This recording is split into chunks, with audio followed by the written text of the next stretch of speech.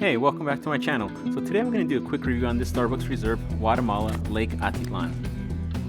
So a little bit about where this coffee comes from. Lake Atitlan is spring by villages and steeped in lore. Most afternoons, warm winds from the south mix with cold winds from the highlands, stirring up strong waves in the sparkling blue-green water. This weather phenomenon, known as zocomil, helps create a unique microclimate where coffee thrives. Grown in rich volcanic soil on smallholder farms around the lake, these beans are bright and full-bodied, with exquisite flavors that bring the magic of the region to life. I picked this bag up for around 20 bucks.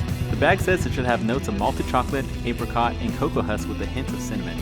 I got a lot of chocolate on the front, but the crazy part was getting a little apricot at the end. This is a great experience if you find it.